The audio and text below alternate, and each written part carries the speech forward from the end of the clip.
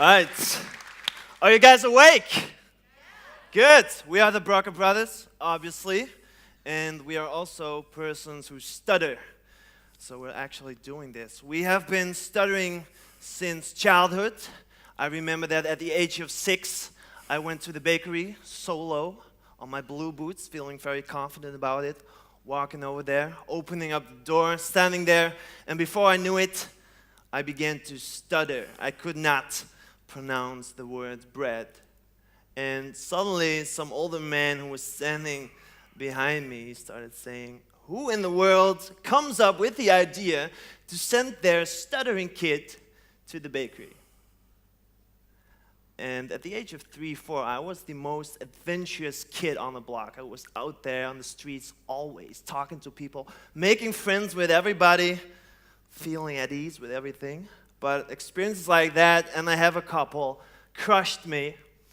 And Stuart and I, we both have similar experiences with stuttering like that. Completely changed our lives. And personally, I've been bullied because I stuttered. I quit college even because I stuttered. And the list, well, goes on. Yes, our problems didn't just end with having a simple stutter. We didn't just have difficulties with producing words. It grew into something much bigger than that, because we ended up being known as the quiet ones, as the shy ones, feeling like we were wasting people's time with our stutter, feeling like we didn't have anything interesting to say, feeling like we weren't good enough. And we had to face those depressive thoughts every single day. You wake up, and they're there throughout the whole day, and you go to bed with them. And it was like a demon. Our stutter was like a demon that controlled us. It controlled our actions, our thoughts, our everything. And that demon played it pretty well. And that was when everything we did was based on and around our stutter. And it turned into the fear of speaking, this deep-seated social anxiety and full-on insecurity about ourselves. And we simply weren't able to fully express ourselves and therefore experienced this withdrawal from life. Yeah, we both have been, throughout the years, we've been trying out a lot of different techniques, tactics other people gave us in order to become more fluent speakers.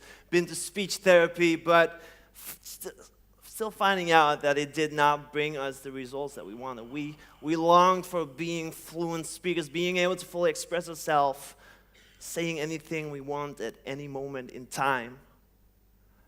And obviously, since we're standing here in front of you guys, 400 people or so, on the stage spotlight full on our forehead, something obviously has changed. Now, for you guys in the audience, this does not go for the people who are watching the video at home later on. It's tomorrow, it's Friday, and tomorrow it's exactly 3 years ago, no joke, 3 years ago, exactly, that I woke up one Friday morning saying to myself, Hilla,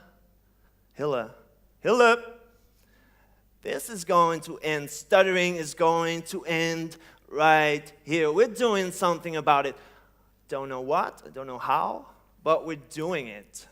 I called up Stuart, and we kind of came to the realization, the two of us, that we had to stop looking to other people for the solution, and we had to start looking at ourselves, what we can do.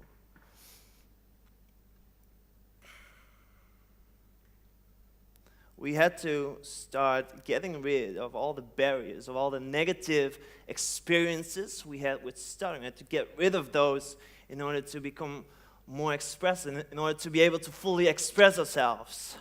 We had to strip off the layers of negative experiences, just layer after layer. Yes, we could have tried every single cure out there, but we knew that we had to take a good, hard look at ourselves in order to overcome our struggle, in order to overcome our stutter. And when we faced that struggle, we only had 2 choices. Because every day, every hour, and every single second, we had a choice to make. Will I act towards fear, or will I move towards mastery?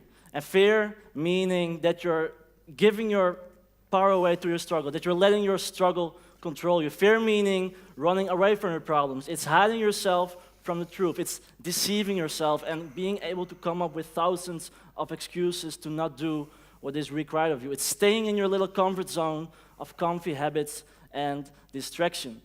Or we could choose mastery. And mastery is stepping up and taking control. It's being proactive. It's being decisive, being disciplined, being determined. It's owning your struggle and rising above it. Now, to overcome our stutter, we had to choose mastery every single day, every single hour, every single second. And there's one key ingredient in mastery, and that is taking responsibility. It is the ability to respond positively to negative situations. It's the ability to make a choice with every step you take, having full control every single second over the direction you're going in. And we knew that nothing would change if we did not take full responsibility, that we had to stop looking at external things and instead look at ourselves to remove all those stutter layers to reveal our true fluent selves. Now the thing is that this process of fear or mastery doesn't just hold for stuttering, because it can be applied to everything, almost everything life throws at you, on which you can actually work on to improve and eventually overcome it. It can be applied to anxieties, addictions, whatever it is. Exactly. This is actually not a talk about stuttering. You might have been thinking, well, this is a nice story about stuttering, guys.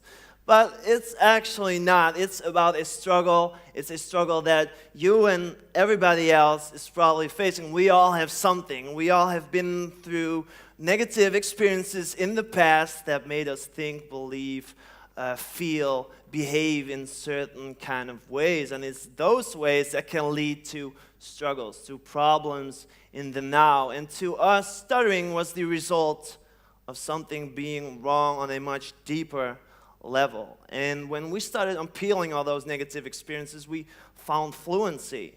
And you will experience too when you start to overcome your struggle, you overcome it. But that's not the only thing. You will also develop things like courage, standing here.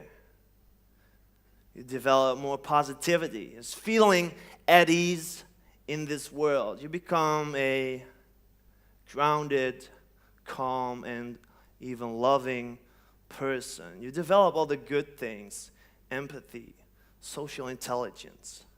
And that's all the things we need in times like these, when there's all this BS going on in the world. We need more calm, grounded, and loving people. And that's why we urge everybody to find their struggle, embrace it, grab it by the balls, and overcome it. And become a stronger person through your struggle. Not running away from it, but choosing mastery over it, full responsibility. And you do that for your own benefit, and for the people you love, for the people around you, and also for this planet. So thank you very much.